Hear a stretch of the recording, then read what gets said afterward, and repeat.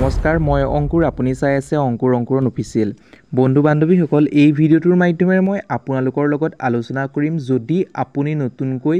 ঘৰ লাভ কৰা নাই তেন্তে আপুনি কি কৰিব লাগিব বা এইবাৰ আপোনালোকে 2,50,000 টকা লাভ কৰিব নেকি আপোনাৰ যদি লিষ্টত নাম আছে আপোনাৰ জিঅ' টেকিং কৰিলে নে নাই বা কেনেকৈ কৰিব সেই সম্পৰ্কে জনাম যদি আপোনাৰ লিষ্টত নাম নাই কি কৰিব লাগিব সেই সম্পৰ্কে জানিব পাৰিব নেক্সট আমি আলোচনা কৰিম 21 নং কিস্তি অৰ্থাৎ পিএম কিষাণৰ 21 নং কিস্তিৰ ধন কেতিয়াকৈ লাভ কৰিব এইবাৰ সঁচাকৈ 6,000 টকা লাভ কৰিব নেকি সেই সম্পৰ্কে জানিব পাৰিব আৰু কোন ৰাজ্যত পিএম কিষাণৰ বা কৃষকসকলক ধন প্ৰদান কৰিলে সেই সম্পৰ্কে জনাম বন্ধু বান্ধৱীসকল ভিডিঅ'টো আৰম্ভ কৰাৰ আগতে আপোনালোকক সৰু এটা ৰিকুৱেষ্ট কৰোঁ আনদিনাৰ দৰে যদি আপুনি আমাৰ ইউটিউব চেনেলটোত পোনপ্ৰথমবাৰৰ বাবে ভিজিট কৰিছে তেন্তে প্লিজ আমাৰ ইউটিউব চেনেলটো ছাবস্ক্ৰাইব কৰি কাষতে থকা বেল বটনটো প্ৰেছ কৰি অল অপশ্যনটো ক্লিক কৰিবলৈ নাপাহৰিব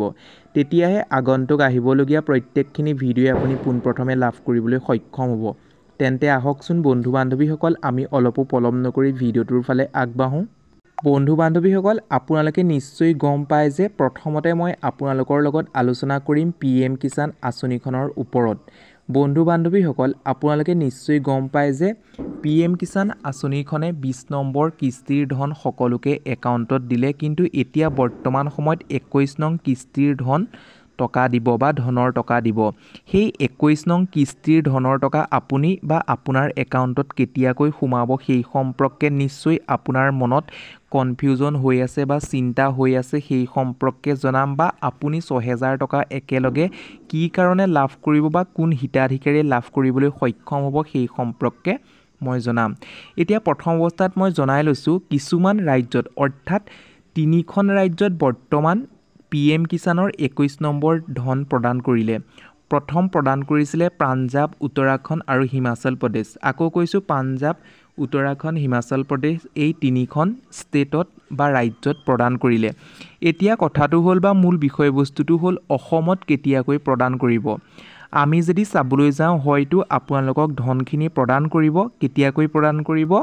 নৱেম্বৰ মাহৰ প্ৰথম সপ্তাহতে আপোনালোকক হয়তো ধন প্ৰদান কৰিব কিহৰ ধন প্ৰদান কৰিব পিএম কিষাণৰ 21 নং ধন লাভ কৰিবলৈ আপোনালোকে সক্ষম হ'ব যদি আপুনি আবেদন কৰি থোৱা আছে এতিয়া বন্ধু বান্ধৱীসকল বহুতো বন্ধু বান্ধৱীয়ে কমেণ্টৰ জৰিয়তে কমেণ্ট কৰি থাকে পিএম কিষাণ আঁচনিখন নতুনকৈ আবেদন কৰিব পাৰিনে নিশ্চয় আপোনালোকে পিএম কিষাণ আঁচনিখন নিশ্চয় নতুনকৈ আবেদন কৰিব পাৰিব অৰ্থাৎ আপুনি আবেদন কৰিবৰ বাবে আপুনি যাব লাগিব ওচৰৰ কম্পিউটাৰ চেণ্টাৰ বা CSC চেণ্টাৰৰ লগত যোগাযোগ কৰিব লাগিব লগত কিছুমান নথিপত্ৰ নিব লাগিব নিজৰ আধাৰ কাৰ্ডটো নিব লাগিব আৰু বেংক পাছবুকটো নিব লাগিব লগত নিব লাগিব মাটিৰ কাগজপত্ৰ আৰু তেনেদৰে নিয়াৰ পিছত আপুনি CSC চেণ্টাৰত খবৰ কৰিব আৰু যদি উপৰঞ্চি কিবা ডকুমেণ্টছ লাগে তেন্তে CSC চেণ্টাৰ বা কম্পিউটাৰ চেণ্টাৰৰ ব্যক্তিসকলে আপোনালোকক জনাই দিব সেইমতে ডকুমেণ্টছসমূহ লৈ পেলাই আপুনি পুনৰ আবেদন কৰিব পাৰিব নিশ্চয় আপোনালোকে গম পালে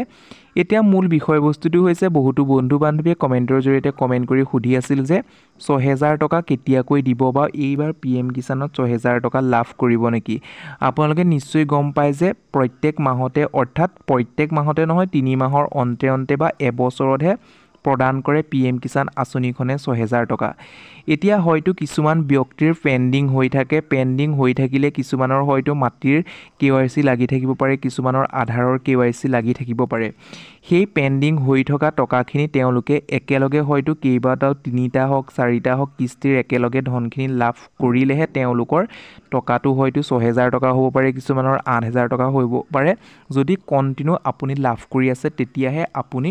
21 নম্বৰত লাভ কৰিব 2,000 টকা নিশ্চয় আপোনাৰ মনৰ কনফিউজনখিনি দূৰ হ'ল এতিয়া মই নেক্সট আলোচনা কৰিম আপুনি যদি জিঅ' টেক কৰা নাই অৰ্থাৎ আপুনি এটা বিনামূলীয়া বা আপুনি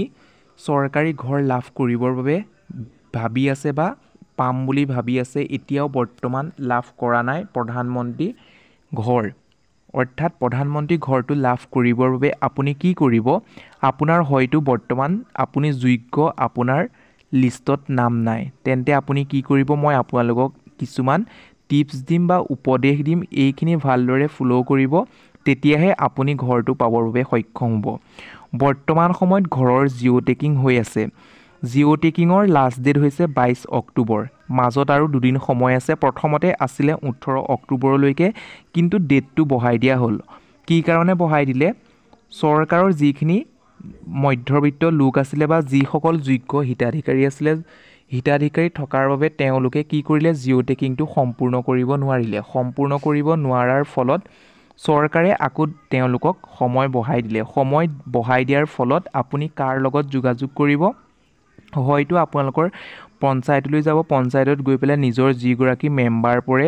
যিজন মেম্বাৰ পৰে মেম্বাৰৰ লগত যোগাযোগ কৰি পেলাই আপুনি জিঅ' ট্ৰেকিংটো সম্পূৰ্ণ কৰি ল'ব কিন্তু জিঅ' ট্ৰেকিঙৰ ক্ষেত্ৰত যদি কোনোবাই আপোনাক টকা বিচাৰে তেন্তে আপুনি তেওঁলোকক এটকাও টকা নিদিব